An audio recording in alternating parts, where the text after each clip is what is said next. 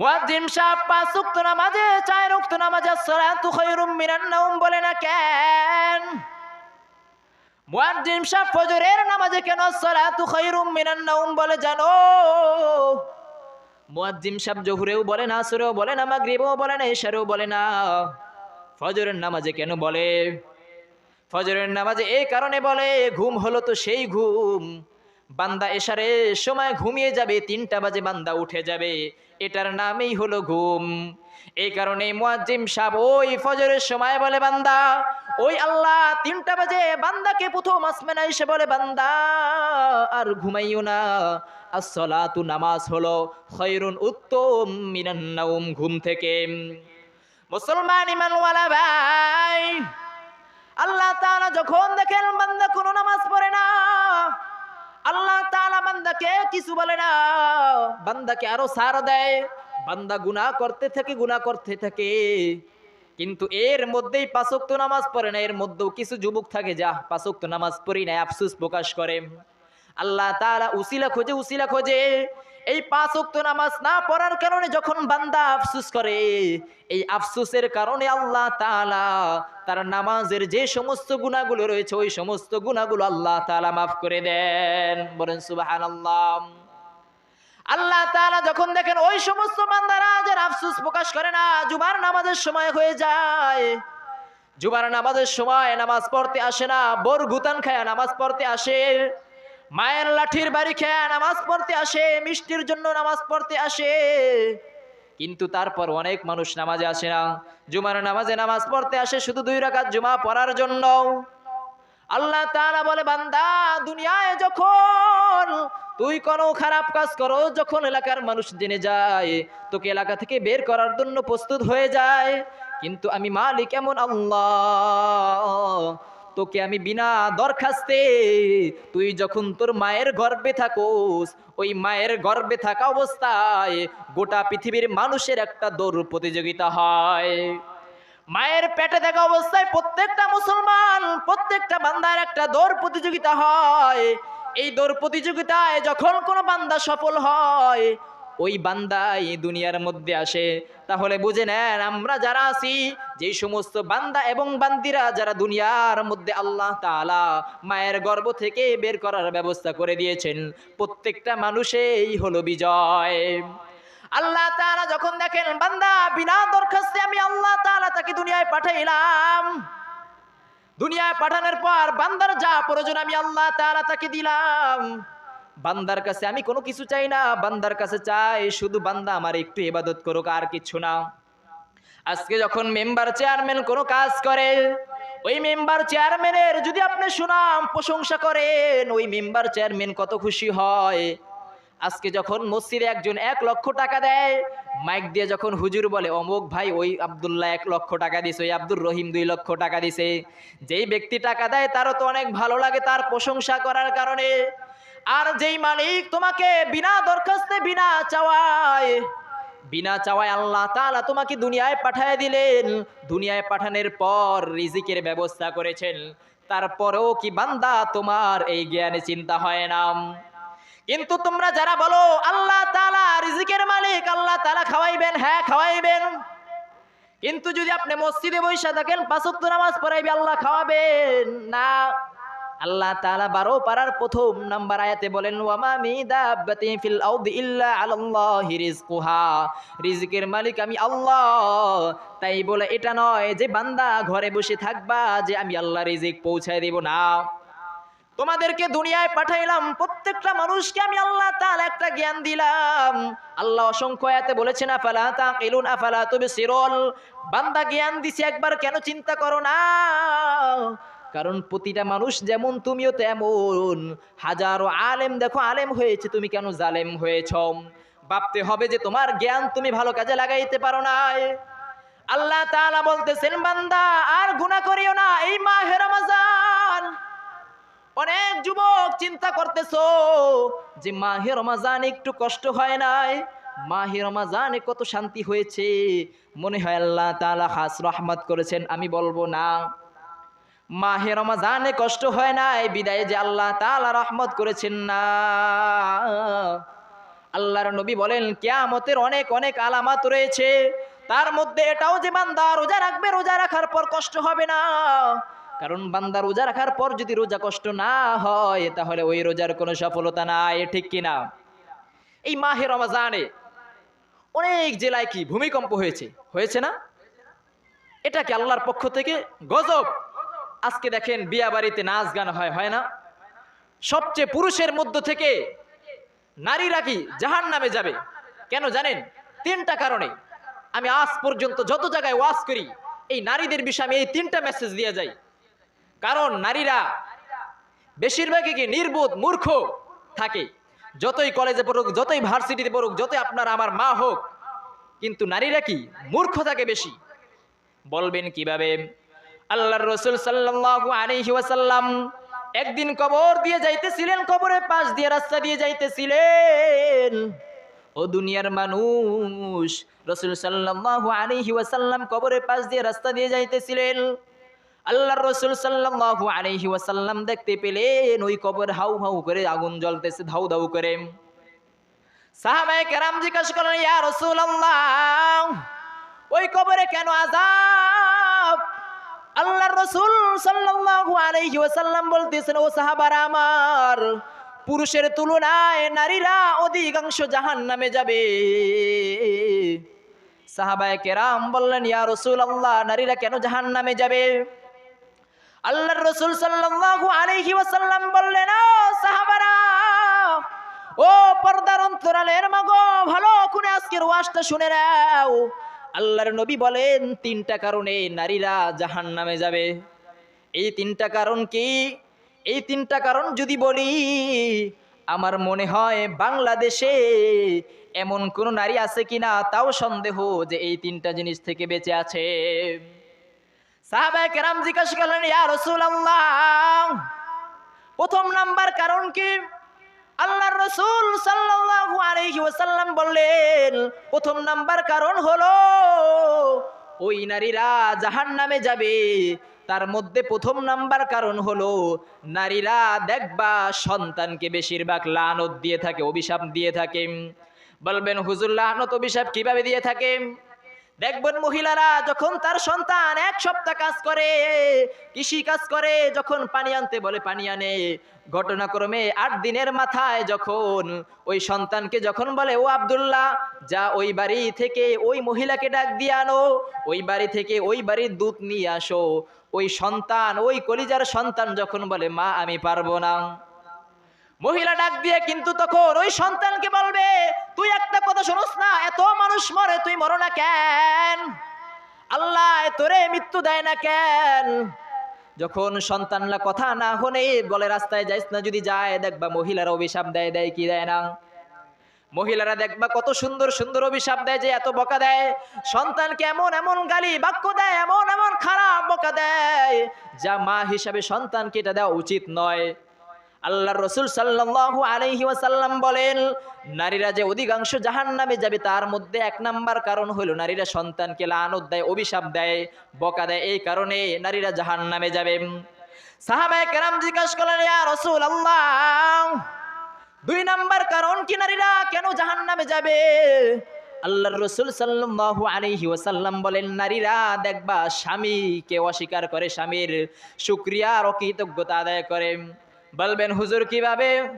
দেখবা যেই স্বামী ঠেলা গাড়ি চালিয়ে সারাদিন, এই গাড়ি চালিয়ে, ভ্যান চালিয়ে, অটো চালিয়ে ফজরের সময় বের হয়, জোহরের সময় আসে, জোহরের পর খাবার খেয়ে বের হয়, আসরের সময় আসে। অনেক যুবক, অনেক বৃদ্ধ বাবাজিরা রয়েছে যারা মাগরিবে হয়, এশার হয়ে যায়, 12টা বেজে যায়, ঘরে আসে না, ভাত খায় দোকানে বসে। ওই স্বামী এত কষ্ট করে টাকা রোজগার করে, ওই বাবা যে রাস্তায় আর এক যুবকের মার খেয়ে খেয়ে টাকা অর্জন করে, যখন ঘরে ফিরে আসে, যেই স্বামী এত কষ্ট করে টাকা রোজগার করে, কামাই করে, তারপর দেখবা ওই স্ত্রীকে অনেক স্বর্ণগণ্য দেয়, যখন যা প্রয়োজন সব দেয়। ঘটনাক্রমে যখন ওই স্ত্রীর স্বামীকে বলে, ও স্বামী আমার, এই তো আমার ঈদ আসতেছে, আমাকে ঈদের জন্য একটা নতুন শাড়ি দেবা, যেই শাড়িটা বর্তমানে মার্কেটে বের হয়েছে। ওই স্বামী যখন ডাক দিয়ে বলো, আমার স্ত্রী, 10 বছর 20 বছর কোন ঈদে তোমাকে বাকি রাখি নাই, প্রত্যেক ঈদে দিয়ে দিয়েছি, এই বছর আমার তো ইনকাম নাই। ওই স্ত্রী ডাকবা কি স্বামীকে সাথে সালে বলে, আমি তোমার মাধ্যমে জীবনে কোনো উপকার পাই নাই, ঠিক কিনা? কারণ নারীরা দেখবা স্বামীকে, আমার নিজের চোখে দেখা, আমার চাচারা, আমার আত্মীয় স্বজন অনেকরে দেখা, যে যখন এত কষ্ট করে বাবা টাকা রোজগার করে, যখন 2 করা 1 করা জমি 1% 2% জমি না রাখতে পারে, যে তুমি জীবনে কি করছো, তোমার দ্বারা তোমার সংসারে না এসে যদি ওই বেড়ার সংসারে যাইতাম অনেক ভালো হইতো, বলে কি বলে না? ওদের এই বাবা এত কষ্ট করে টাকা রোজগার করে, সন্তানগুলোকে মানুষ করে, নিজে না খেয়ে বাবা কষ্ট পায়, স্ত্রীর কাছে এসে বলো না, এত রাস্তায় মায়ের খায়, কখনো স্ত্রীর কাছে এসে বলে না, মন খারাপ থাকলেও স্ত্রীর সামনে এসে হাইসা দেয়, কারণ অনেক সময় স্ত্রী বকা দেয়। কিন্তু দেখবা 20 বছর 50 বছর হইল কি, ঘুইরা ফিরা শেষে একটা কথাই বলে, তোমার মাধ্যমে আমি জীবনে কোনো উপকার পাই নাই। একটা লিপস্টিক যখন চায়, ওই স্বামী যখন ঝাড়ি মারে লিপস্টিক দিতে হয় না, ওই স্ত্রী তখন এই কথা বলে, তুমি আসলেই খারাপ, তোমার সংসারে না থেকে যদি ওই বেড়ার সংসারে যাইতাম অনেক ভালো হতো। ওই বেড়ায় তার স্ত্রীকে কত সুন্দর সুন্দর জিনিস দেয়, তুমি তো এই বেড়ার মধ্যে কোনো পার্থক্য নাই, তার সংসারে গেলে অনেক সুন্দর সুন্দর খাবার খাইতে পারতাম, বলে কি বলে না? আমার জানা মতে কি বাংলাদেশে এমন কোন ঘর আছে কিনা, জানা নাই। সাহাবায়ে কেরাম জিজ্ঞাসা করলেন, ইয়া রাসূলুল্লাহ, এই 2 কারণে কি নারীরা জাহান্নামে যাবে? আল্লাহর রাসূল সাল্লাল্লাহু আলাইহি ওয়াসাল্লাম সাহাবাদেরকে বলেন, ও সাহাবারা আমার, শুধু এই 2টা কারণ নয়, এই 2টা কারণ তো নারীরা বেশি বেশি করে। ও পর্দার অন্তরালের মাগো, কান খুলে সরে রাখো, মাইকের আওয়াজ যত দূর যায়, ঘরে যারা কাজ করতেছ অন্তত আজকে কাজগুলো বাদ দিয়া ওয়াজের কান লাগাও, ওয়াজ মনোযোগ দিয়ে শোনো, আজকের ওয়াজ হতে পারে তোমার জীবন ধন্য হতে পারে। কারণ আল্লাহ তাআলা কাকে কখন হেদায়েত দেয় কেউ বলতে পারে না। সাহাবায়ে কেরাম বললেন, ইয়া রাসূলুল্লাহ, 3 নাম্বার কারণ আবার কোনটা? রাসূল সাল্লাল্লাহু আলাইহি ওয়াসাল্লাম ডাক দিয়ে বলেন, ও সাহাবারা আমার, 3 নাম্বার কারণ হলো পুরুষের তুলনায় নারীরা সবচেয়ে কম আমল করে থাকে, সবচেয়ে ইবাদত কম করে থাকে। সাহাবায়ে কেরাম বললেন, ইয়া রাসূলুল্লাহ, কোথায়? নারীরা তো বেশি ইবাদত করে, সব সময় ঘরের মধ্যে বসে থাকে, নামাজ পড়ে, কিন্তু পুরুষরা তো 5 ওয়াক্ত নামাজ পড়ে না। আল্লাহর রাসূল ডাক দিয়া বলেন, না না না, পুরুষ বেশি আমল করে, নারী আমল কম করে। সাহাবায়ে কেরাম বললেন, কিভাবে আমল বেশি করে, কিভাবে নারীরা কম করে? আল্লাহর রাসূল বলেন, আল্লাহর পক্ষ থেকে মহিলাদের যে প্রত্যেক মাসে যে একটা অসুস্থ রয়েছে, বালক মহিলাদের যাদের 15 থেকে 40 বছর, প্রত্যেকটা মহিলার দেখবা প্রত্যেক মাসে 7 দিন কি 10 দিন কি 15 দিন অসুস্থ থাকে কি থাকে না? প্রত্যেকটা মহিলা অসুস্থ থাকে, মাসিক অসুস্থ থাকার কারণে আল্লাহ তাআলা তাদের নামাজকে বিধান বন্ধ করে রেখেছেন। কারণ যদি আল্লাহর পক্ষ থেকে এই অসুস্থতা দেয়, এই আল্লাহর পক্ষ থেকে আবার এই নামাজ বন্ধ, এই পৃথিবীর মধ্যে এমন কোন নারী আছে যে এই নামাজগুলো যাদের ছুটে যায় কাজা করে? খুব কম নারী পাবেন যারা কাজা করেছেন।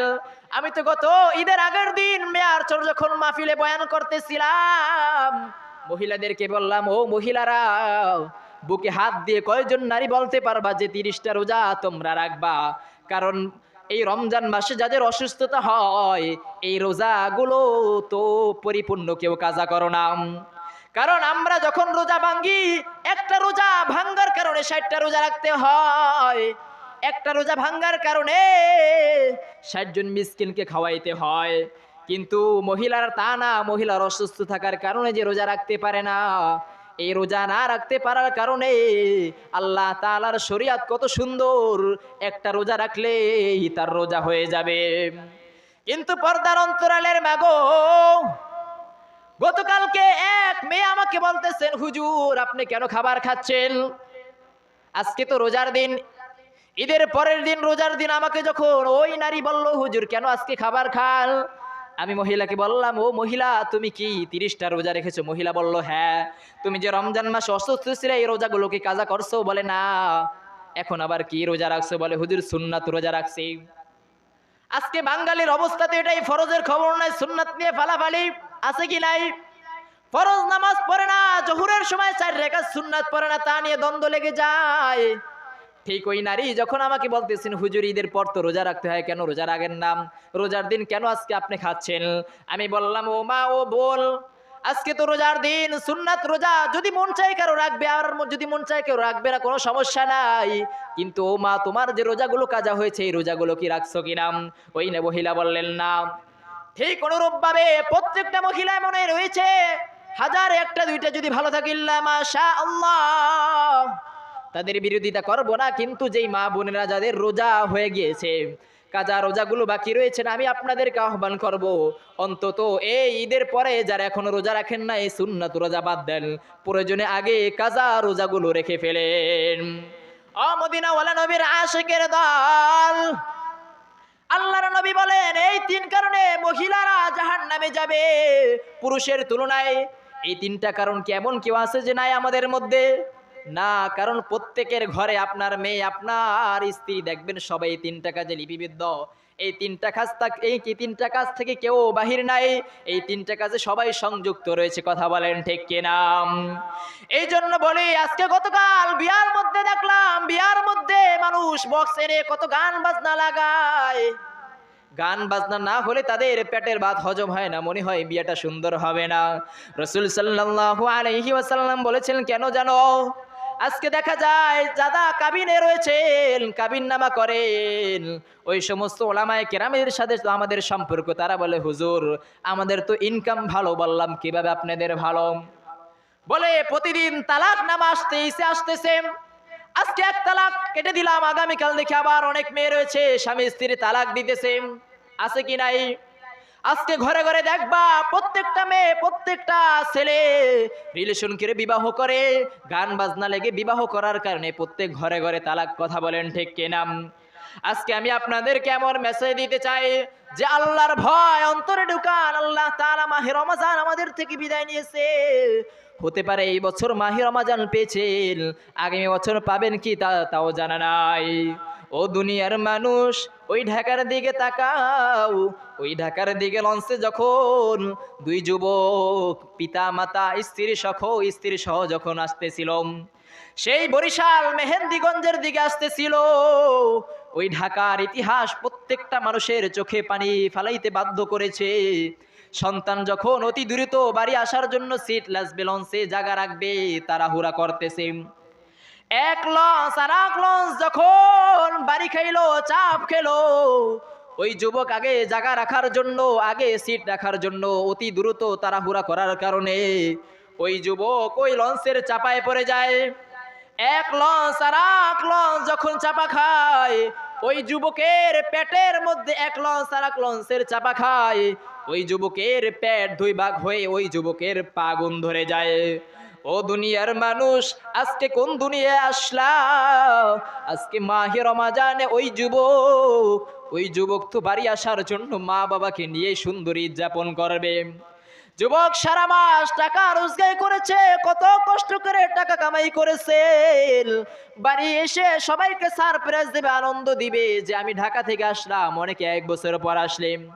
শুধু তাই নয় রে যুবক, ওই যুবক যে মরবে তাও কোনোদিন বলতে পারে নাই। ওই যুবক কত হাসি মাখা মা বাবাকে নিয়ে লঞ্চে উঠতে যায়, নিজের কলিজার বাবাকে নিয়ে লঞ্চে উঠতে যায়। যুবকের লাশটা তো হয়েছে যে যুবকের পেট ফেটে পাও আগুন ধরে গিয়েছে, কিন্তু যুবকের বাবা লঞ্চের সামনে দুই সন্তান পিতা একসাথে চ্যাপ্টা হয়ে যায়। বাবার মাথার উপর দিয়ে লঞ্চটা যখন টান দেয়, বাবার পুরা দেহ চ্যাপ্টা হয়ে যায়। যুবকের মাজা ভাঙতেছে আর যুবক তার বাবার লাশ দেখতেছে চ্যাপ্টা হচ্ছে। লাশ চ্যাপ্টা হওয়ার পর দেখেন ওই বাবার লাশ নদীর মধ্যে পড়ে যায়, কিন্তু যুবক তো কোনোদিন চিন্তা করে নাই তার সামনে তার বাবার লাশ হবে। যুবক নিজেও মরতেছে এবং তার বাবার লাশটাও তার সামনে ফিনিশ হয়ে যাচ্ছে। ফিনিশ হওয়ার পর ওই বাবার লাশ চ্যাপ্টা হওয়ার পর শরীরে কোনো গোস্ত দেখা যায় না, লঞ্চের সাথে সাথে পুরা মিশে চ্যাপ্টা হয়ে নদীর মধ্যে পারা যায়।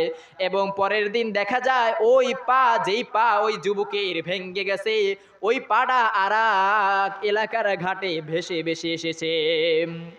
ও দুনিয়ার মানুষ, আজকে কোন দুনিয়ার বাহাদুরি করে না যুবক? মাহে রমজান তোমাদেরকে মেসেজ দিয়ে যাচ্ছে, বান্দা 11 মাস গুনাহ করলা, লাইলাতুল কদরি খায়রুম মিন আলফি শাহর, হাজারো মাসের চেয়ে মাহে রমজান উত্তম ছিল। এই মাহে রমজানে তোমরা রোজা রেখেছো, কিন্তু রোজা রাখার মতো কয়জন যুবক রেখেছো? এই রোজা কি শুধু সাহরি খাইলাম, সারাদিন না খাইলাম, ইফতার খাইলাম, এটার নাম রোজা? না না না, এটার নাম রোজা নয়। আমরা তো সব সময় মনে করি সাহরি খাওয়ার পর সারাদিন না খেলে, ইফতার খাইলে ওটার নাম রোজা। এটাই তো জানি, তাই না? আমি বলবো না না, শুধু সাহরি খাইলাম, সারাদিন কিছু খাইলাম না, ইফতারের সময় ইফতার খাইলাম, ওটার নাম রোজা নয়।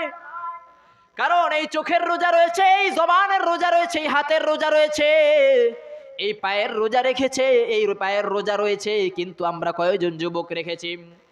আজকে সমাজের দিকে তাকান, মহিলারা, মা বোনেরা যারা রয়েছেন, মা বোনেরা দেখবেন, আপনারাও পুরুষরা রয়েছেন, সবাই দেখবেন আজকে আমরা বেশি বেশি এই জবানের মাধ্যমে সবচেয়ে বেশি গুনাহ করে থাকি। বলবেন কিভাবে? আমি তো 5 ওয়াক্ত নামাজ পড়ি। অনেক বৃদ্ধ বাবাজি আমার কাছে হুজুর বিচার দিয়ে যাও, হুজুর ওই বেড়ায় তো অনেক 5 ওয়াক্ত নামাজ পড়ে, 5 ওয়াক্ত নামাজ পড়ে, আবার অনেকের গীবত করে। অমুকের মেয়ের বিবাহ হলে ভাঙ্গানি দেয় কি দেয় না? আপনাদের এলাকায় মনে হয় দেয় না? এক যুবকের মেয়ের যদি বিবাহ হয়, আর এক ভাই আইসা ভাঙ্গানি দেয় কি দেয় না? ভাঙ্গানি দিয়া কি বলে যে ওই মেয়ে খারাপ, নিজের তো মেয়ে নাই, আবার আর এক মেয়ের বদনাম করে যে ওই মেয়েকে বিবাহ করেও না, ওই মেয়ে খারাপ। আল্লাহর রাসূল সাল্লাল্লাহু আলাইহি ওয়াসাল্লাম বলেন, যুবক, এই জবানের মাধ্যমে যেই পরিমাণ গুনাহ করছো, একবার কি চিন্তা করছো তুমি দুনিয়ায় কোটি কোটি পাহাড় পরিমাণ যদি 5 ওয়াক্ত নামাজ পড়ো, সারাদিন তাহাজ্জুদ পড়ো, এই নামাজের কোনো মূল্য নাই। আল্লাহর রাসূল সাল্লাল্লাহু আলাইহি ওয়াসাল্লাম বলেন, মাইয়াকমান লিমা বাইনা লাহইহি ওয়া মা বাইনা রিজলাইহি আদমান লাহুল জান্নাহ। এই জবান যদিও দেখতে সামান্য গোস্তের টুকরা, এই জবান যদিও দেখতে সবচেয়ে ছোট দেখা যায়, কিন্তু এই জবানের কথা গুলির চেয়েও সবচেয়ে ধারালো কথা, বলেন ঠিক কিনা? কারণ আপনার কথা যদি আজকে বরিশাল থেকে আর এক ভাইয়ের গীবাত করেন, যেই ভাই বিদেশ থাকে, এই জবান যদি আপনি মসজিদের সামনে বলেন, কেউ শুনবে না। এক ভাইকে যদি বলেন, এই আস্তে বলার যেই পরিমাণ রকেটের মধ্যে আঘাত করে, একটা পুলিশের গুলির আঘাত এর পরিমাণ করে না। কথা বলেন ঠিক কিনা? কারণ যেই যুবককে আপনি বলতেছেন, গীবাত করতেছেন, আর এক যুবক বিদেশ রয়েছে, ওই যুবকের গীবাত করেন। ওই বিদেশি যুবক যখন শুনে, তার কলিজে এমন ব্যথা লাগে, যদি তাকে ফাঁসি দিয়ে মৃত্যু দেয় তারপরও তার এত কষ্ট লাগে না। আল্লাহর নবী বলেন, 2 জিনিসের হেফাজত করবে যারা, আমি নবীর সাথে তারা একসঙ্গে জান্নাতে যেতে পারবে। আল্লাহর রাসূল সাল্লাল্লাহু আলাইহি ওয়াসাল্লাম বলেন, মাইয়াকমান লিমা বাইনা লাহইহি ওয়া মা বাইনা রিজলাইহি আদমান লাহুল জান্নাহ। এই 2 চোয়ালের মধ্যবর্তী স্থান অর্থাৎ জবান, এই 2 পায়ের মধ্যবর্তী স্থান অর্থাৎ লজ্জা স্থান, এই 2টা জিনিসের যে ব্যক্তি হেফাজত করবে, আমি নবীর সাথে ওই যুবক, ওই যুবতী কিয়ামতের ময়দানে সবার আগে জান্নাতে যাবে।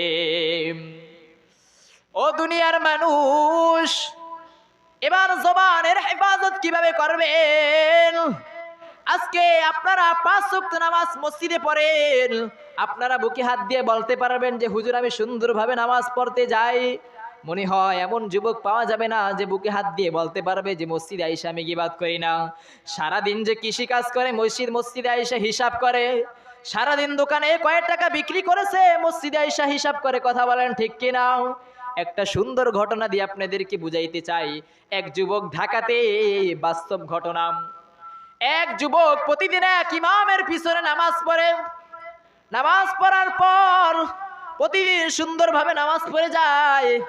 একদিন যুবক ডাক দিয়ে বলে, হুজুর আজকে আপনার নামাজ হয় না। ইমাম সাহেব বলে, মূর্খ গরুটাই আবার কি বলে, আজকে বলে আমার নামাজ হয় না।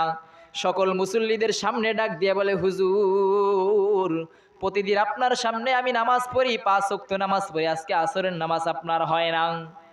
ইমাম সাহেব ডাক দিয়া বলেন, ও মূর্খ, কেন নামাজ হয় না তুমি কেমনে জানো? মূর্খ ডাক দিয়া বলেন, হুজুর আমার 4টা দোকান রয়েছে, আসরের নামাজে আমি 4 রাকাত নামাজ। প্রথম রাকাতে আমি 1 নাম্বার দোকানের হিসাব করি যত বিক্রি করেছি, দ্বিতীয় রাকাতে আমি 2 নাম্বার দোকানের হিসাব করি, তৃতীয় রাকাতে আমি 3 নাম্বার দোকানের হিসাব করি, চতুর্থ রাকাতে আমি 4 নাম্বার দোকানের হিসাব করি। আজকে আমি 4টা দোকানের হিসাব করতে পারি নাই।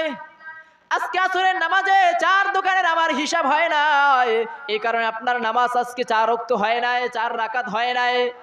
ইমাম সাহেব বলতেছেন, ও মুসল্লিরা দেখো, বাংলাদেশে যেমন মূর্খ আছে তা আগে জানতাম না। সারাদিন দোকানে কি বিক্রি করে তাও কি নামাজে এসে হিসাব করে। আজকে আমাদের মধ্যে অনেকে রয়েছি যারা বাহিরে কি হয় সারাদিন তো গিবাত করিয়েই, মসজিদে এসেও কি বাদ দিই না, কমিটি খারাপ, কমিটি কি কাজ করে না, মসজিদের ইমাম সাহেব এইটা এই ছাতার মাথা বলতে বলতে কি ইবাদত যা করবেন তার থেকে কি গুনাহ বেশি করে ফেলাইতেছেন। আল্লাহ তাআলা বলতেছেন, ইয়া আইয়ুহাল্লাযীনা আমানু ইজতানিবু কাসীরাম মিনায-যন্নি ইন্না বা'দায-যন্নি ইসমুল ওয়া লা তাজাসসাসু ওয়া লা ইয়াগতাব বা'দুকুম বা'দা আইয়ুহিব্বু আহাদুকুম আন ইয়াকুলা লাহমা আখিহি মাইতান ফাকারিহতুমুহু ওয়াত্তাকুল্লাহ ইন্নাল্লাহা তাওয়াবুর রহিম। ও দুনিয়ার মানুষ, আমি আল্লাহ তোদেরকে কত মায়া লাগায় ডাক দিলাম, ইয়া আইয়ুহাল্লাযীনা আমানু, হো ঈমানদারগণ, ইজতানিবু কাসীরাম মিনাজ-যন্নি, তোমরা বেশি বেশি ধারণা করা থেকে বাঁচো। ধারণা মানে হলো যে আমি আপনি যে এক ভাই আর এক ভাইয়ের গীবত করি, এটার নামেই হলো ধারণা। একজন আর একজনকে সন্দেহ করে যার এক ভাইকে বলি যে ওই ভাই খারাপ। আজকে স্বামী স্ত্রীকে সন্দেহ করে বলে আমার স্ত্রী খারাপ, নিজের স্ত্রীর গীবত আর এক মহিলার কাছে গিয়ে বলে, নিজের বাবা নিজের সন্তানের গীবত বলে, নিজের সন্তান নিজের বাবার গীবত করে, নিজের মা নিজের সন্তান গীবত করে, কি করে না? আল্লাহ তাআলা বলতেছেন, ও আমার কলিজার বান্দা, তোমরা এক বান্দা আর এক বান্দার গীবত করো না। কারণ গীবত করা মানে কি জানো? গীবত করা মানে হলো আইয়ুহিব্বু আহাদুকুম আইয়াকুলা লাহমা আখিহি মাইতান ফাকারিহতুমুহু ওয়াত্তাকুল্লাহ ইন্নাল্লাহা তাওয়াবুর রহিম। তোমার যখন আপন কলিজার ভাই মারা যায়, ওই আপন কলিজার ভাই যখন মারা যায়, ওই মৃত লাশটা যদি তোমার সামনে এসে দেওয়া হয়, ওই লাশটা তুমি চাবায় চাবায় খাও, তোমরা কি কেউ খাবে? খাবেন? আজকে আপনার আপন ভাই যদি মারা যায়, আপনার সামনে যদি লাশ এনে দেওয়া হয়, তাহলে খাবেন? খাবেন না। যদিও কি সারাদিন আপনার সাথে যুদ্ধ হয়, ঝগড়া হয়, আপনার লগে টাকা নিয়ে জমি নিয়ে দ্বন্দ্ব, তারপরে যদি আপনার ভাইয়ের মৃত লাশ আপনার সামনে দেওয়া হয়, আপনি আমি কি মৃত লাশ কি খাবো না, অপছন্দ করব? তাই আল্লাহ তাআলা বলতেছেন, গীবত করা মানে তো এটা। গীবত করলে তো তুমি তোমার মৃত ভাইয়ের গোশত খাইলা। যেভাবে আল্লাহর রাসূল বলেছেন, 2 জিনিসের হেফাজত করলে আমি নবী তোমাদেরকে জান্নাতে নিবে। 1 নাম্বার হলো জবান, 2 নাম্বার হলো লজ্জায় স্থান। এই জবানের হেফাজত করবা, কারণ এই জবান তোমার জন্য জান্নাত, এই জবান তোমার জন্য জাহান্নাম। এই জবান দিয়ে যদি মাংস মাতানা যা, যদি চুপ থাকে সে নাজাত পায়। যদি অপ্রয়োজনীয় কথা বলা বাদ দাও, প্রয়োজনীয় কথা ছাড়া সারাদিন কোনো কথা বলবা, দেখবা তোমার গুনাহ কম হবে এই জবানের মাধ্যমে। জীবনে কোনো আমল যদি করতে পারো আর না পারো, এই জবানের মাধ্যমে কোনো বান্দার গীবত করবা না। আল্লাহর রাসূল সাল্লাল্লাহু আলাইহি ওয়াসাল্লামের কাছে 2 জন স্ত্রী, 2 জন মহিলা আসলো। সাহাবায়ে কেরাম বললেন, ইয়া রাসূলুল্লাহ, এই মহিলা, এক মহিলা সারাদিন নামাজ পড়ে, সারাদিন নামাজ পড়ার পর তাহাজ্জুদ পড়ে, তারাবির নামাজ পড়ে, কিন্তু এই মহিলা দেখলাম রোজা রাখা অবস্থায় বমি করলো, বমি থেকে তার রক্ত বের হলো। আর এক মহিলা সারাদিন সুন্দরভাবে নামাজ পড়তে পারে না, অত ভিআইপি তাহাজ্জুদ নামাজ পড়ে না, মোটামুটি 5 ওয়াক্ত নামাজ পড়ে, কিন্তু গীবত করে না। আর যেই ব্যক্তির রক্ত বমি হয়েছে ওই ব্যক্তি গীবত করে। আল্লাহ রাসূল সাল্লাল্লাহু আলাইহি ওয়াসাল্লাম ডাক দিয়ে বলেন, ওই ব্যক্তি জাহান্নাম, যার বমি রক্ত হয়েছে। সাহাবায়ে কেরাম বললেন, ইয়া রাসূলুল্লাহ, কেন? আল্লাহর রাসূল সাল্লাল্লাহু আলাইহি ওয়াসাল্লাম ডাক দিয়ে বলেন, ও সাহাবারা আমার, সারাদিন যা আমল করো, 5 ওয়াক্ত নামাজ পড়ো না কেন, ওই গীবত করার কারণে সারা দিনের আমল তোমার বরবাদ। আজকে দেখা যায় জমি নিয়ে টানাটানি, এক ভাই আর এক ভাইকে মেরে ফেলি। একটু সামান্য জমিন, তোমার যতটুকু জমিন রয়েছে, তোমার ভাইয়ের থেকে তুমি তা জোর করে দখল করে কি করিলাম? ও দুনিয়ার মানুষ, এই মাহে রমজান তো তোমাদেরকে এই মেসেজ দিয়ে গেছে। মাহে রমজানে আল্লাহ ভূমিকম্প দিয়েছেন, বান্দা যে আর গুনাহ করিস না। একবার কি তোর দিলে ভয় হয় না যে আমি আল্লাহ তোকে দেখতেছি?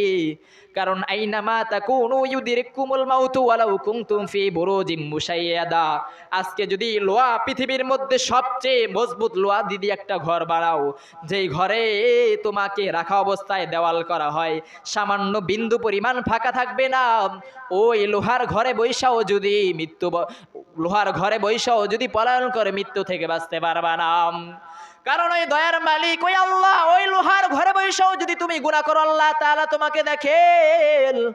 কারণ আল্লাহ যেই আল্লাহ তোমার মায়ের গর্ভে, দুনিয়ার কোনো মানুষ ওই রিজিক ওই মায়ের গর্ভে তোমাকে পৌঁছাতে পারে নাই, ওই আল্লাহ তোমার ছোট্টবেলা তোমাকে রিজিক পৌঁছাইছেন, ওই আল্লাহ অবশ্যই দেখেন।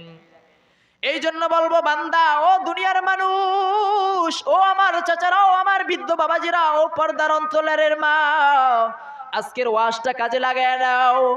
আজকে মাহে রমজান গেল, ঈদ গেল, মাহে রমজানে আল্লাহ ভূমিকম্প দিয়ে বলতেছে, ও বান্দা আমি আল্লাহ মাহে রমজানে ও ভূমিকম্প দিই। আজকে মাহে রমজানে আপনারা স্পষ্টভাবে দেখেছেন, মাহে রমজানে তো শয়তান আল্লাহর কাছে বন্ধ থাকে, তাহলে এই মাহে রমজানে তারপরও কত শয়তান দুনিয়ায় কেমনে আছে? সবার প্রশ্ন না? মাহে রমজানে আল্লাহর কাছে শয়তান কি বন্ধ রয়েছে, বন্দী রয়েছে? তাহলে এই শয়তানগুলো আসে কোথা থেকে?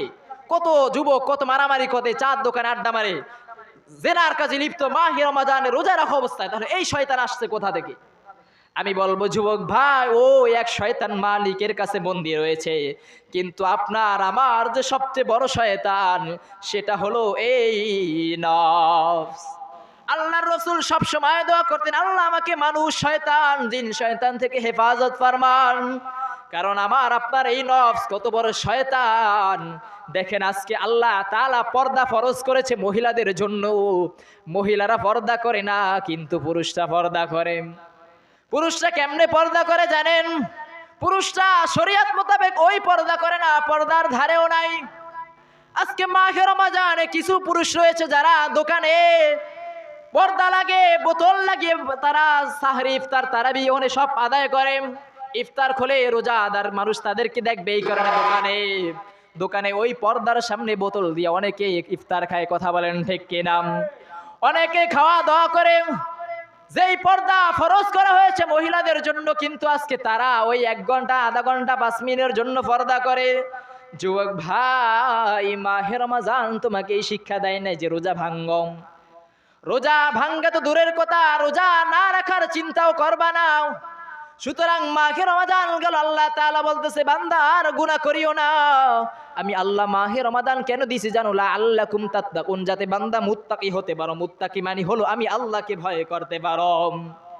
কারণ ওমর ফারুক রাদিয়াল্লাহু তাআলা আনহুম 10 জন সাহাবী, যার মধ্যে একজন তিনি যিনি জান্নাতের সার্টিফিকেট পাওয়ার পরও আল্লাহর কত ভয়।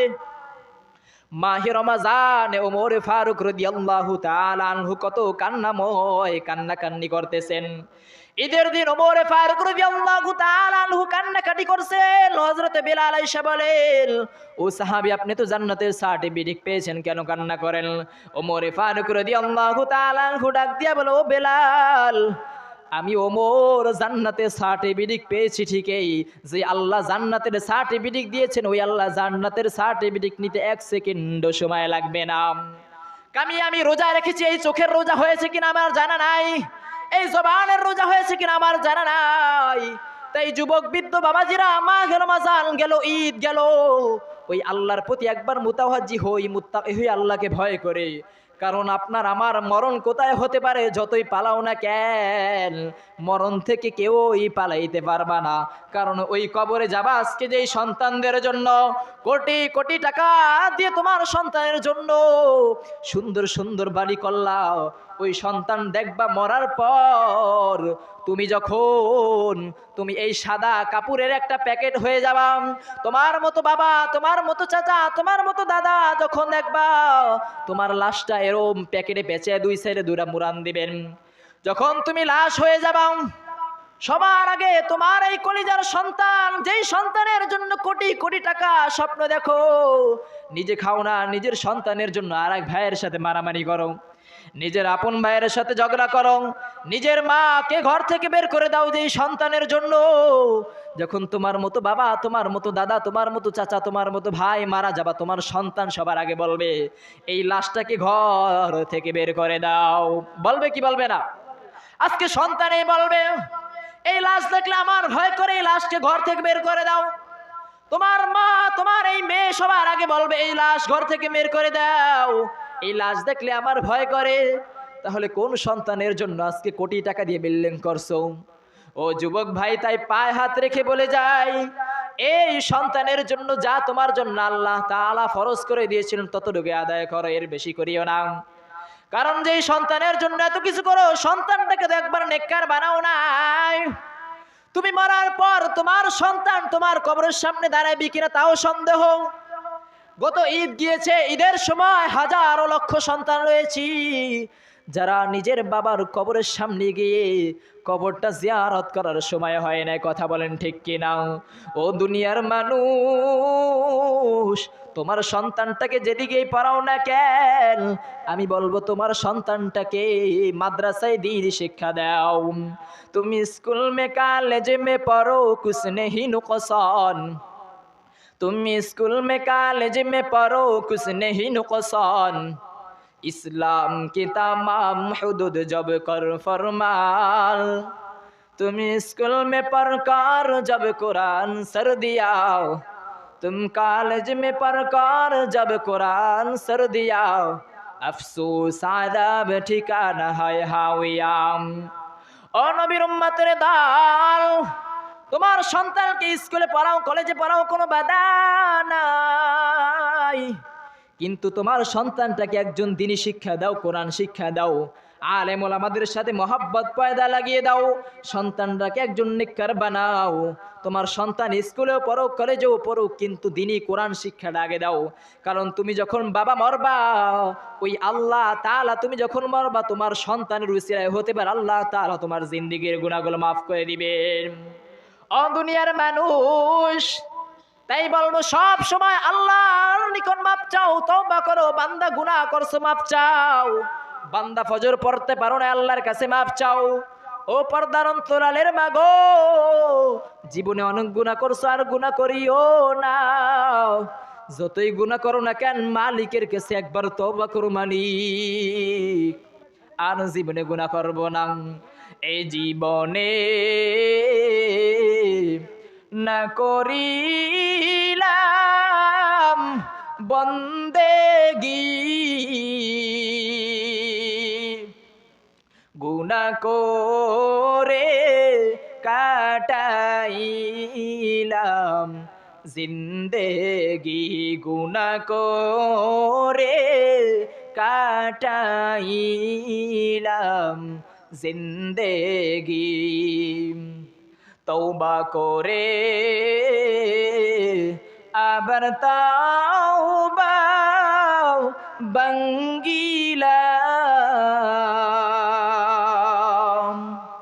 অবশেষে খাঁটি তাওবা করিলাম। তওবা করে আবার তাওবা ভাঙ্গিলাম, অবশেষে খাঁটি তাওবা করিলাম, অবশেষে খাঁটি তাওবা করিলাম। ও দুনিয়ার মানুষ, একবার দিলকে প্রশ্ন করো, নফস তুই আমার মাধ্যমে জীবনে কত গুনাহ করাইছো? ও নফস, মাহে রমজানে তুই আমাকে রোজা রাখতে দেস নাই, আজকে মাহে রমজান শেষ, নফস তোকে আমি জিজ্ঞাসা করি তুই কেন এত গুনাহ কর, কেন এত গুনাহ করো? আল্লাহর কাছে একবার কেন মুতাওয়াজ্জি হও না? ও পর্দার অন্তরালের মাগো যুবক ভাইরা, জীবনে অনেক গুনাহ করছো, আজকে ওয়াজ থেকে এই শিক্ষা নাও, জীবনে যাই গুনাহ করছো আজকে তওবা করো। নবীজির দাড়িতে আর কর্তন দিও না রে যুবক। তোমাকে আর এক ভাই বলবে তুই তো বিয়া করছো, তোর মেয়েটাকে এখন তুই বিয়া দাও নাই, তাইলে দাড়ি রাখো কেন? এই শরমের কারণে আজকে দাড়িতে পোজ দাও। আজকে রাসূলের সুন্নাহ অনুযায়ী আল্লাহর হুকুম অনুযায়ী জিন্দেগি যদি কাটাইতা কতই না সুন্দর হতো, তোমার দুনিয়াও সফল কাম আখিরাতেও সফল কাম। তাই বলবো যাই করো না কেন সব সময় এই চিন্তা করবা আমার মালিক আল্লাহ আমাকে ডাকতেছেন। তাই সব সময় ভাবিয়া চিন্তা সব সময় সময়গুলো কাজে লাগাইবিয়াম। জিন্দেগি মে বন্দেগি তু কর না হে, जिंदगी में बंदगी तू करना है, जिंदगी में बंदगी शर्मिंदा है। आए थे हम कुछ ना कुछ को रीद में को, जैसे हो रोशन मेरे कल्बू रोहो। आए थे हम कुछ ना कुछ को रीद में को, जैसे हो रोशन मेरे कल्बू रोहो। वरना कोई चाहा दो जहा मैंने है, वरना कोई चाहा दो जहा मैंने है। ও দুনিয়ার মানুষ, আল্লাহ তাআলা পবিত্র কালামে জানায়া দেন, ইয়া আইয়ুহাল্লাযীনা আমানুত্তাকুল্লাহ হাক্কা তুকাতিহি ওয়া লা তামুতুন্না ইল্লা ওয়া আনতুম মুসলিমুন। ও দুনিয়ার মানুষ, আমি আল্লাহকে ভয় কর। ওই কবরে তোরা ঈমান না নিয়ে ওই কবরে আইসো না, প্রকৃত মুসলমান না হয়ে কবরে আইসো না।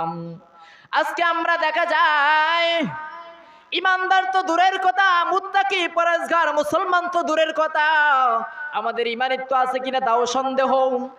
আজকে দেখা যায় তোমার স্ত্রী তোমার মতো, যুবক তোমার মতো বৃদ্ধ বাবাজি আল্লাহর সাথে শিরিক করো। আল্লাহ বলেন বান্দা আমাকে আমার প্রতি ঈমান আনো, খাঁটি ঈমান আনো, খাঁটি ঈমান আইনা কবরে আসো। খাঁটি ঈমান তো আসলা না। অনেক যুবক রয়েছে যারা কালিমা জিজ্ঞাসা করলে কালিমা পারো না। আল্লাহ তাআলা বলতেছেন বান্দা ওই কবরের জন্য কি তৈরি করেছ। আজকে মা বোনেরা দেখা যায় যখন ওই মা বোনদের সন্তান হয় না, ওই মা বোনেরা দেখবা আল্লাহর সাথে কত বড় বড় শিরিক করেন। আল্লাহ তাআলা বলেন ইয়াহাবু লিমান ইয়াশাউ ইনাসা ওয়া ইয়াহাবু লিমান ইয়াশাউ যুকুর। আমি আল্লাহ তাআলা সন্তান দেওয়ার মালিক, আমি আল্লাহ তাআলা যাকে মন চাই কন্যা সন্তান দান করি, আমি আল্লাহ যাকে মন চাই ছেলে সন্তান দান করি। কিন্তু আমার আপনার মা চাচির আজকে দেখা যায় কারো সন্তান না হইলে ওই মা বোনেরা কবিরাজের কাছে যায় কি যায় না? মা বোনেরা কবিরাজের কাছে গিয়ে যদি দেখে ওই কবিরাজের ফু ফক্করের মাধ্যমে যদি দেখে সন্তান আসে, মা বোনেরা বলে এই কবিরাজ না হলে আমার সন্তান হতো না। তোমার মতো ডাক্তার যখন তুমি অ্যাক্সিডেন্ট করো, যখন তোমার কোনো বিপদ আসে, তোমার মতো যুবক, তোমার মতো বৃদ্ধ বাবাজিরাম, তোমার মতো যুবক তখন বলো ওই ডাক্তার না হলে আমি বাঁচতাম না, আমার স্ত্রী বাঁচতো না, আমার সন্তান বাঁচতো না, বলে কি বলে না? আজকে আল্লাহ তাআলা জানায় দেন ও দুনিয়ার মানুষ, সন্তান দেওয়ার মালিক আমি আল্লাহ। সন্তান নিয়ে বড় বাহাদুরি করো, যাকে মন চায় আমি আল্লাহ কন্যা সন্তান দিই, ছেলে সন্তান দিই। কিন্তু আজকে দেখা যায় আজকে আমাদের সমাজে এমন অহরহ রয়েছে কন্যা সন্তান দিলে অনেকে নারাজ থাকি না। অনেকে রয়েছে যে কন্যা সন্তান হলে এটা কি আল্লাহ তাআলা দিয়েছে, তোর মেয়ে ভালো না। কন্যা সন্তান হয়েছে কি যে আমরা তো ছেলে সন্তান চাইছি, ছেলে সন্তান হয় না। ছেলে সন্তান না হইলে ওই যুবকের চেহারাটা দেখবা সবচেয়ে নিকৃষ্ট হয়ে যায়। ঠিক একটা ঘটনার মাধ্যমে বুঝাইতে চাই, যুবক যদি দিনদার নাও হয়, স্ত্রী যদি দিনদার হয়, তাহলে ওই ঘরে রহমত আসে। কারণ আল্লাহর প্রতি মুতাওয়াজ্জি হইতে হইব যুবক। কারণ জীবনে অনেক বড় গুনাহ করছো, নিজেও গুনাহ করছো, নিজের স্ত্রীও গুনাহ করছো। কারণ নিজে বরবাদ হইতে পারো, নিজের ঘরে একটা নেককার স্ত্রী ঢুকাও। কারণ এক যুবক ছিল, তার নাম হলো সালমান, তার স্ত্রীর নাম ছিল মাইমুনা। ওই সালমানের অনেক বড় স্বপ্ন, তার স্ত্রীকে যখন বিয়ে করেছে তার স্ত্রীটা ছিল বড় দিনদার। কিন্তু সালমান আপনাদের মতো আমাদের মতো যারা দিনদার ছিল না, 5 ওয়াক্ত নামাজ পড়তে পারি না, সারাদিন গাঞ্জা খাই, বিয়ে খাই, সব সময় গুনার কাজে লিপ্ত। সালমান এলাকায় সবার কাছে গিয়ে বলে আবু আহমদ, আবু আহমদ কেন বলে জানেন? তার স্ত্রীর নাম হলো মাইমুনা, তার স্ত্রীর সন্তান হবে। অনেক বছর যাবত তার স্ত্রীর সন্তান হয় না। একদিন এক কবিরাজ তাকে বলতেছেন আপনার স্ত্রীর সন্তান হবে। সালমান এলাকায় সবার কাছে গিয়ে বলে আবু আহমদ, আবু মানি বাবা, আমি আহমদের বাবা, আমার ছেলের নাম থাকবে আহমদ।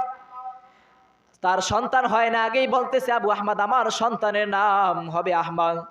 এলাকায় ঘুইরা ঘুইরা যখন বলে, থানা থেকে শুরু করে জেলা ঘুইরা ঘুইরা বলে আবু আহমদ আমি আহমদের বাবা। ঘটনাক্রমে যখন দেখা যায় তার স্ত্রী থেকে ছেলে সন্তানের পরিবর্তে কন্যা সন্তান হয়, ওই সালমান সবার কাছে মুখ দেখাইতে পারে না। সালমান বলে কি সন্তান আল্লাহ তাআলা দিতেছেন, বলেন নাউজুবিল্লাহ। আজকে শুধু সালমানের বিষয়টা এমন না, আজকে আমাদের সমাজে দেখা যায় অনেক যুবক, অনেক বৃদ্ধ বাবাজিরা রয়েছে যারা নিজের স্ত্রী যখন কন্যা সন্তান হয়, আমাদের স্ত্রীদেরকে দেখতে পারি না যে তোর পেটে সমস্যা রয়েছে, তোর খাদ্যদ্রব্যের কারণে আজকে মেয়ে সন্তান হয়েছে, সুন্দরভাবে যদি চলাফেরা করতি তাহলে আজকে ছেলে সন্তান হইতো। বলে কি বলে না? ঠিক সালমান যখন বলতেছেন আবু আহমদ কন্যা সন্তান হইল, যা কেটা বাদ গেল। এভাবে পরের দিন আবার ঘটনাক্রমে 1 বছর পর দেখা গেল আবার শুনতে পারে স্ত্রী বলতেছে ও সালমান, ও আমার স্বামী, আমার আবার সন্তান হবে। এবার সালমান বড় খুশি। সালমান এলাকায় গিয়ে বলে আবু আহমদ, আবু আহমদ, এবার আমি নিশ্চিত আবু আহমদ, আমি আহমদের বাবা হব। কিন্তু ঘটনাক্রমে দেখা যায় ওই স্ত্রী থেকে আবারও মেয়ে সন্তান হয়।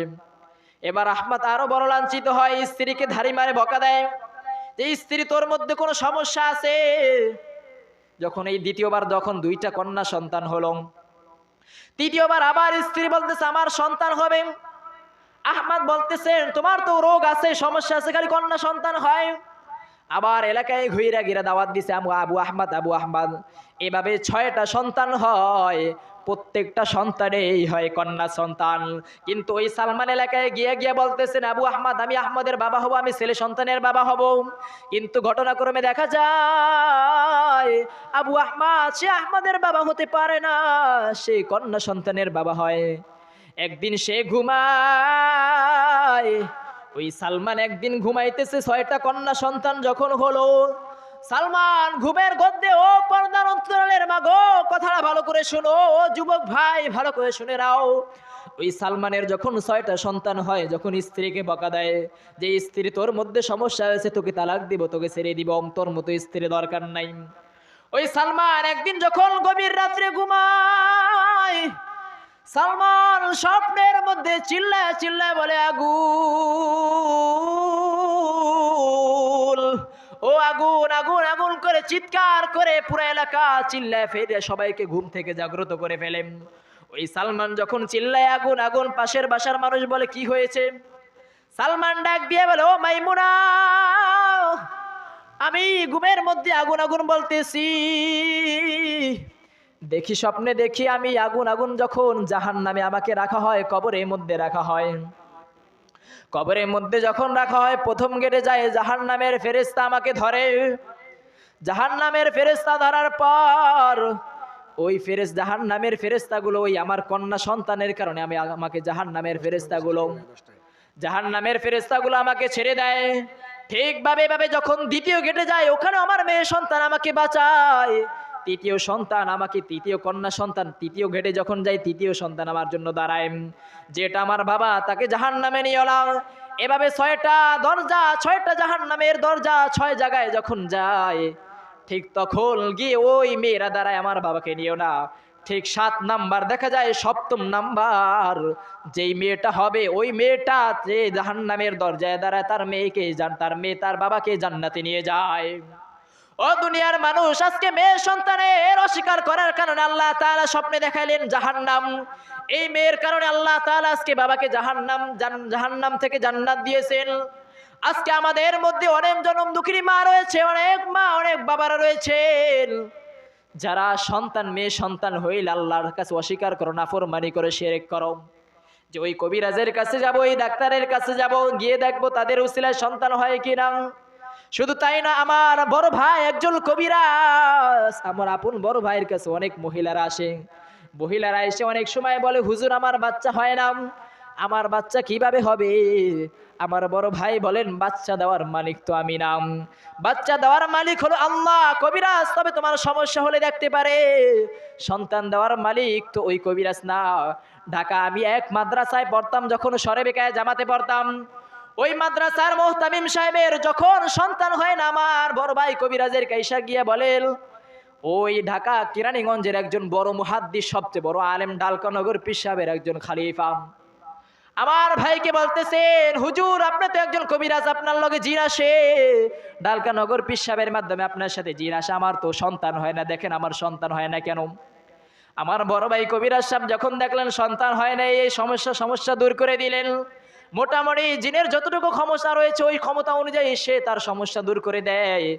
বড় ভাই বলেছেন, আল্লাহ যদি চায় আল্লাহ আপনাকে সন্তান দিবে, না হয়তো আমাদের কিছু করার নাই।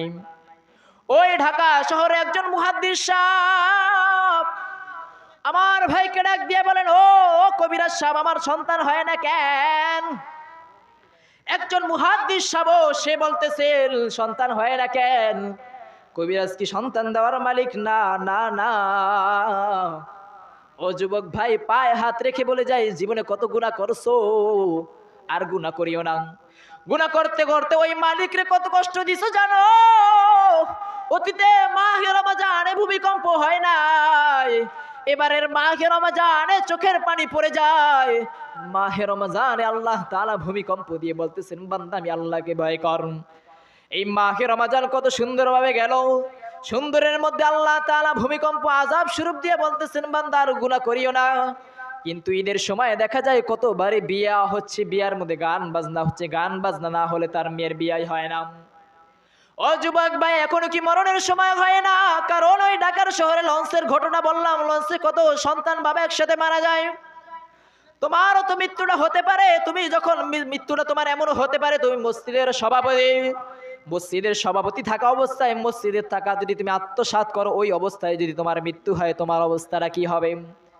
তুমি এক মেয়ের সাথে জেনা করতেছো, ওই মেয়ের জেনা করা অবস্থায় যদি আজরাইল আসে, ওই আজরাইল কি যদি বলো, আজরাইল ভাই আমাকে 1 সেকেন্ড সময় দেয়, সময় দিবে না, কারণ আজরাইল 1 সেকেন্ড সময় দিবে না। তাই যুবক ভাই, জীবনে অনেক গুনাহ করছো, মাঘে রমজান তোমাদেরকে শিক্ষা দিয়ে গেল, একবারও শিক্ষা গ্রহণ করলা না। ঈদের দিন ইমাম সাহেব বয়ান করলো, তাও শিক্ষা গ্রহণ করলা না। এমন যুবক রয়েছে, হাজারো লক্ষ লক্ষ কোটি কোটি টাকার মালিক তুমি, সন্তানের জন্য আয় করো কিন্তু যাকাত দাও নাই, ফিতরা দাও নাই। তোমার নাবালক সন্তানের উপরও তো ফিতরা দাও আজীব। ফিতরা এই বছরের ফিতরা ছিল মাত্র 110 টাকা। অনেকেই রয়েছে যারা 110 টাকা দিতে পারো নাই। বলো 110 টাকা যদি এক যুবককে না দিয়ে যদি আমি খাই তাহলেও ভালো, 110 টাকা কেন যুবককে দিব? ও যুবক ভাই, বৃদ্ধ বাবাজি, একবার চিন্তা করছো 110 টাকা তোমার সন্তান, তোমার ফিতরা তুমি দিতেছো না, এই 110 টাকার কারণে আল্লাহ তাআলা চাইলে তো হতে পারে তোমার কোটি কোটি টাকা নামিয়ে দেবেন। বলবেন হুজুর আমার তো কোটি কোটি টাকা নেই, আল্লাহ তাআলা কিভাবে নামাইবেন? ও যুবক ভাই, ও পর্দার অন্তরালের মাগো, আল্লাহ তাআলা বলেন, ওয়াল্লাযীনা ইয়াকনিজুনা আয-যাহাবা ওয়াল ফিদ্দাতা ওয়ালা ইউনফিকুনাহা ফী সাবিলিল্লাহ। তোমাদের যাদের স্বর্ণ রয়েছে, যাদের রূপ রয়েছে, শরিয়াত মোতাবেক যেই সময় যাকাত ফরজ হয়, সেই মোতাবেক তোমাদের যাদের সম্পদ রয়েছে যাকাত দাও। কারণ সন্তানের জন্য আয় করে ঈদের দিন ফিতরাটা দিতে আসতে পারো নাই, যাদের যাকাত ওয়াজিব হয় নাই, ফিতরাটা অনেকে রয়েছে দাও না, যাকাত দাও না, গরিবদেরকে এই টাকা তো তোমার নাম। আল্লাহ বলেন, সম্পদ দিছো আল্লাহর রাস্তায় খরচ করো না, ওই সম্পদ সব জাহান্নামের সাপ, ওই সম্পদ সব এমন এক সাপ হয়ে যাবে। নবীজি বলেন, ওই সাপ এমন হবে, ওই সাপ যদি দুনিয়ার পানির মধ্যে যদি একটু শ্বাস ফেলায়, দুনিয়ার পানি কেউ খেতে পারবে না। ও দুনিয়ার মানুষ, আজকে সম্পদ রয়েছে, মানুষকে যাকাত দাও, গরিবকে ধাক্কা দিও না, গরিবকে দান করো, ওই সম্পদ তোমার না। কারণ জিরো থেকে যে আল্লাহ তোমাকে হিরো বানান, ওই আল্লাহ আবার হিরো থেকে তোমাকে জিরো বানাইতে 1 সেকেন্ড সময় লাগবে না। আজকে দেখা যায় মসজিদের ইমাম সাহেবের বেতন মাত্র 50 টাকা, 100 টাকা, 200 টাকা, তাও তোমার দেওয়ার খবর নাই। আজকে সমাজে এত সুন্দর মসজিদ হওয়ার কোনো খবর নাই, কিন্তু মসজিদের সামনে কত সুন্দর সুন্দর বিল্ডিং ঘর, কিন্তু দুনিয়ার মধ্যে সর্বোত্তম স্থান মসজিদ। কিয়ামতের সময় সব ভেঙে যাবে কিন্তু এই মসজিদ ভাঙবে না। সেই মসজিদ সুন্দর করার খবর নাই। তোমার সম্পদ আছে, সম্পদ তো এমন, সবাই যদি সম্পদ ঈদের সময় জাকাত শুরু দিয়ে দিতাম, যে গরিবদেরকে জাকাত দিলাম তারাও তো অনেকে দান করলে এই মসজিদটা সুন্দরভাবে হয়ে যেত। আজকে আলেম ওলামা আসে, আলেম ওলামাদের ইমাম সাহেবদেরকেও সম্মান দেওয়ার তোমার খবর নাই। তোমার মনে করতে হবে তোমার নফস নষ্ট হয়ে গেছে, তোমার সম্পদ আছে, জাকাত দিতে পারো না। সন্তানের প্রতি তোমার মহাব্বত আছে, কিন্তু তুমি আল্লাহর প্রতি মহাব্বত নাই। আল্লাহর রসুল বলেন সন্তান সব কিছুর চাইতে মহাব্বত আমি মালিকের প্রতি মহাব্বত, আমি রসুলের প্রতি মহাব্বত হলে সে আমার প্রকৃত উম্মত। তাই যুবক ভাই বিন্দু বাবাজি ও পর্দার অন্তরালের মা, আজকের আলোচনা যে আলোচনাগুলো করলাম, মহিলারা 3টা কারণে জাহান্নামে যায়। 1 নাম্বার কারণ হলো মহিলারা সন্তানের প্রতি লানত দেয়। 2 নাম্বার কারণ হলো মহিলারা স্বামীর অকৃতজ্ঞতা আদায় করে না, শুকরিয়া করে, শুকরিয়া আদায় করে না। 3 নাম্বার কারণ হইল মহিলারা সব সময় আমল কম করে থাকে, পুরুষের তুলনায় মহিলারা আমল কম করে থাকে। তা আল্লাহ তাআলা আমাদেরকে উক্ত কথার উপর আমল করার, আমাকে সর্বপ্রথম আমল করার তৌফিক দান করুন। সকলে বলেন আমিন। এবং যা বললাম আল্লাহ তাআলা আমাদের আপনাদেরকে সহি বুঝ দান করুন। সকলে বলেন আমিন। ওয়া আখির দাওয়ানা আলহামদুলিল্লাহি রাব্বিল আলামিন। আলহামদুলিল্লাহ। আমাদের মাহফিলের প্রধান বক্তা চলে এসেছেন, এখনো যারা এদিক সেদিক ঘোরাফেরা করতেছেন অতি দ্রুত মাহফিলের মঞ্চে চলে আসি। আসসালামু আলাইকুম ওয়া রাহমাতুল্লাহি ওয়া বারাকাতুহু।